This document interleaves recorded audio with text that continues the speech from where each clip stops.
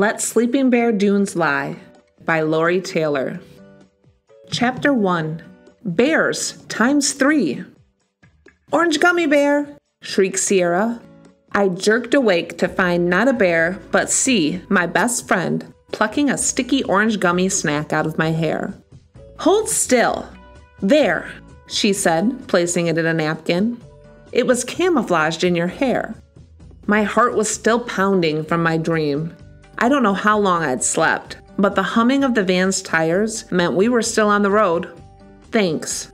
I felt my cheek, the one that had been pressed against the hot window, and pulled off another warm, sticky gummy snack. This one was lime green and covered in fuzz. Tiara, I groaned. Tiara, or T, my other best friend, and C's twin, was always hungry and always snacking.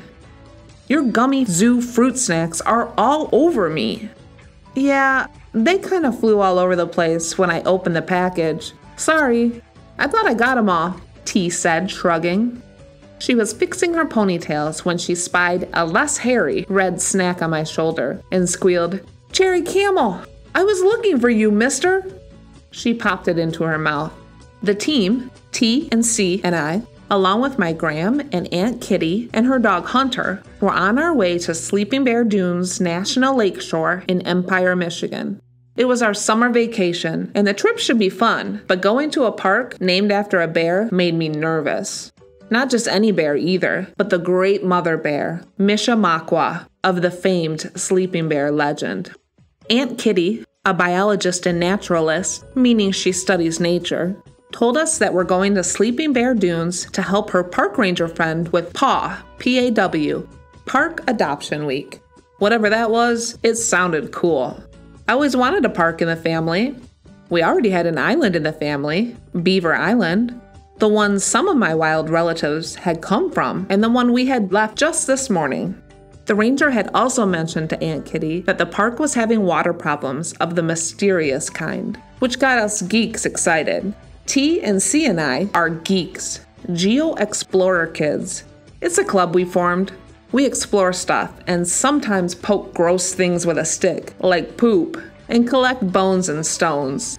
The twins were excited to hit the beach, and me, being a wild explorer and all, like my relatives, I was ready to solve another nature mystery. We were about to embark on a new mission in the biggest sandbox in the world, or at least in my Michigan world. How's it going, girls? Hollered Graham from the front seat. Want me to finish the story now, Holly? I had drifted off after the first part of the legend of the sleeping bear. A hot, crowded van with no air conditioning, the drone of tires, plus Graham reading equals a sleepy Holly.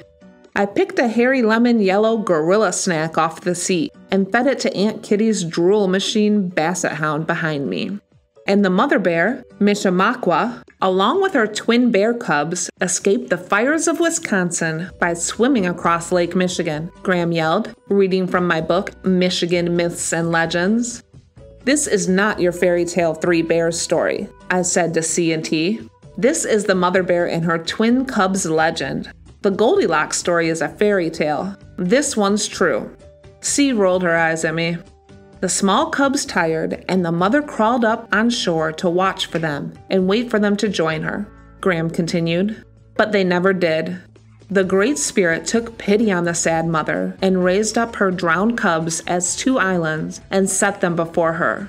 From her perch high up on the shore, she could watch over them for the rest of her days. Poor Mom. Sierra shook her head and polished her glasses. Poor cubs, Tiara sniffed and popped another fruit snack in her mouth. I mean, they were twins, like us.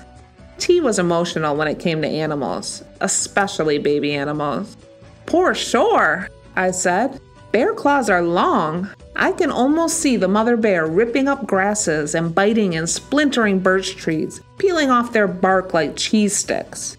I gulped. C moaned. T grabbed her growling belly. The mention of food does that to her. Today, the islands are known as the North and South Manitou Islands, Graham finished and slammed the book shut. Everyone in the van got all quiet, except for the panting and snuffling of a hungry hunter. And the mother still waits for them atop her dune, asleep. I said, smiling, successfully concluding the Sleeping Bear legend. I gazed out the window at the rows and rows of fruit trees in the orchards as we zipped by.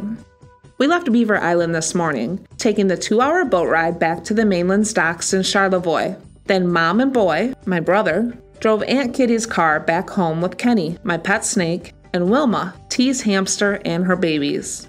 After our goodbyes, Aunt Kitty and Graham loaded the rest of us in our rickety van for the journey to Empire. And after all of the hunter breaks, nature breaks, roadside stand cherry breaks, and Graham breaks, what should have been a 2-hour van ride turned into 4. So Graham decided to read to us to take our minds off of our sweaty, smelly trip. Asleep, the mother still waits for them atop her dune, today, I repeated loudly, mainly to comfort myself. Well, yes and no, Holly, Aunt Kitty piped in. There she goes again. Aunt Kitty, the well-meaning, nature-knowing naturalist, likes to put a hint of fright into nature facts. Kind of like how she adds a hint of peppermint or lavender in most things she cooks, to spice things up and keep us on our toes. Even though my team and I are geeks, we aren't totally fearless. I mean, sometimes exploring can be scary. That's what makes it fun. It can make you brave. But right now, I would have been completely happy with a simple, "Yes, Holly, she is still sleeping," response to my statement. Things like spiders and snakes have never bothered me. But bears, it's a wild family thing. My wild women relatives were known for their run-ins with Bruins, or bars, as my great Aunt Daisy Crockett Wild called them. Ever since the day that she saved her brother Davy from one, and ever since cousin Pauline Bunyan ran one out of her lumber camp, and ever since Aunt Jenny Appleseed, famed for her apple brown Betty and mountain high apple pies, was hunted across the Ohio Valley by bears, I knew my time was coming.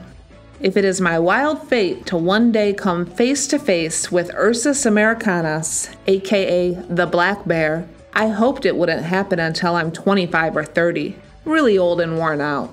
So the mere mention of non-sleeping bears makes me wiggly. But she's sleeping, right? I asked again.